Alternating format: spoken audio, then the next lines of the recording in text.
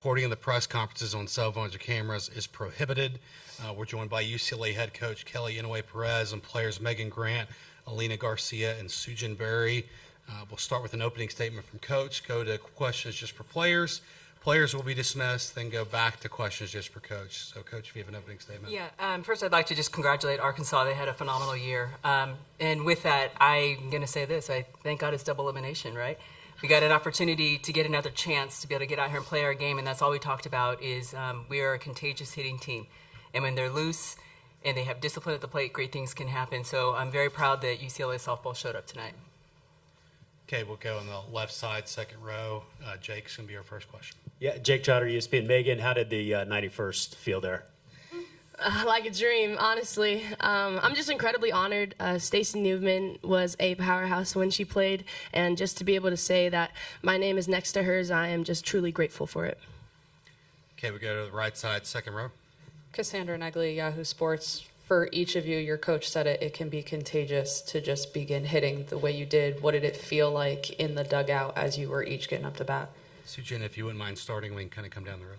Yeah, I think it feels really awesome to know that our entire team has trust in us, and I think that going up to bat when you have all these players backing you up, I don't know, it's awesome to feel so supported.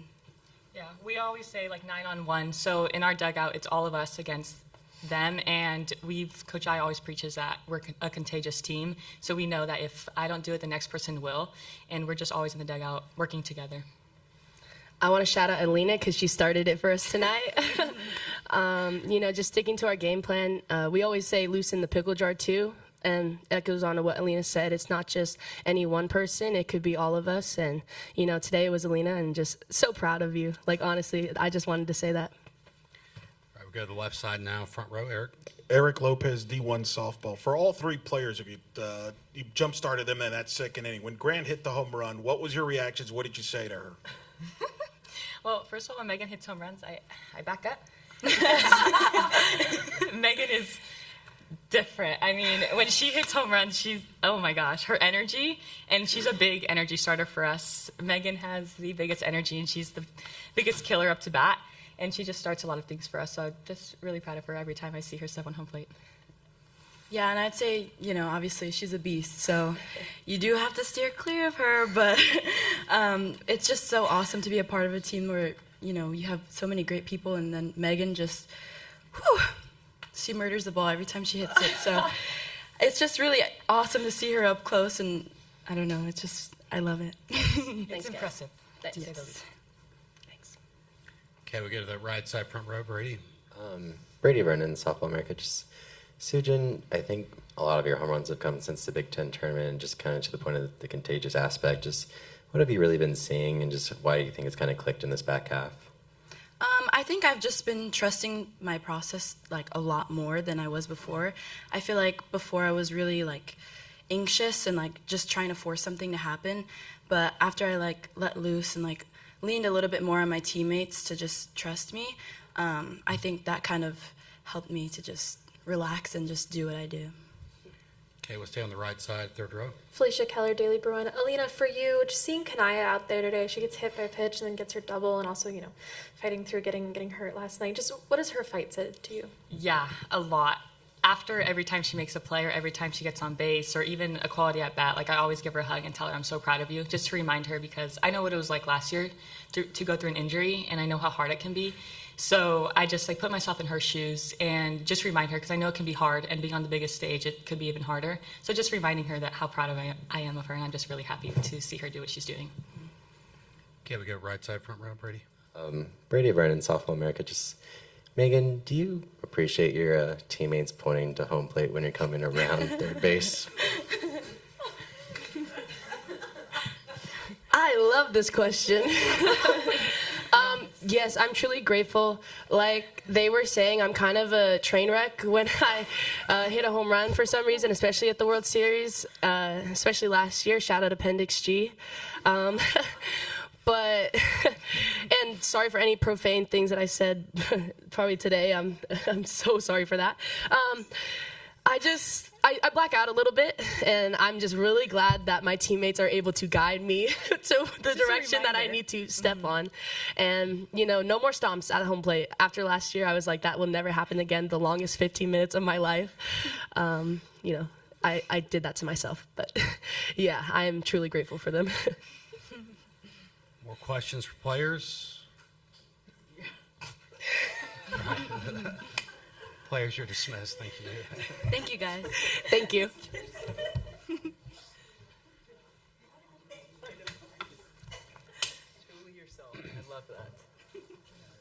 Oh, thank you, Megan. Thank you. Love you. Love you. Thank you so much. All right, we'll get started on the left side. Second row here, Jake. Where's left?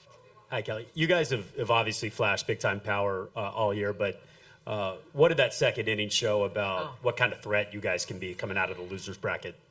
A lot. I think with that, the experience gained, I always say, here at the World Series is priceless. It's tough. It's tough getting out here in front of a big crowd and being on a big stage, and you've been waiting for it your whole life. And again, I have a lot of young Bruins that are experiencing it for the first time, but it's a big strength of our program that our freshmen come in and play. So with it, yesterday got sped up. Everyone got sped up a little bit, and with it, we weren't really ourselves. So we made a commitment to be able to come in and slow the game down, be able to stick to our training of having discipline at the plate so you can get a good cut on a pitch. And they have simplified it to that point, which is why the home runs have come and reminded them of that. We're not trying to hit home runs. We're trying to have quality at bats. And as Coach Lisa always tells all of them, if you swing at strikes, you increase your chances of getting a good hit and squaring a ball up greatly. Sounds sarcastic, but Lisa is not sarcastic. She's very direct with what the game plan is. So very proud to be able to see them. And, I think that's one of the best things as a coach, to be able to see your team settle in. And I always say that. The team that settles in gives themselves the best chance to win. And day two, we definitely were ourselves. So that rally was what we do. Hitting is contagious.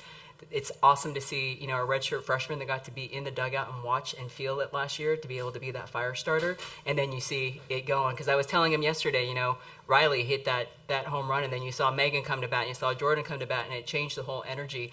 We are contagious, and that's when we're at our best.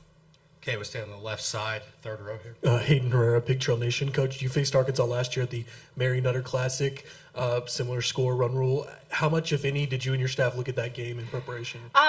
I looked at that game, but with them, that was so long ago and they have new players. They picked up some transfers. So with that, that's my job, is to be able to kind of come up with a game plan with them, to be able to figure out how we're going to approach them now. Even last year, their hitters are a little different than what they are now. So I did, but for us, we really focused on even the present, or even just what's happening in the last 2 or 3 weeks, to be able to kind of set up a game plan. Okay, we go to the right side now, front row, Brady.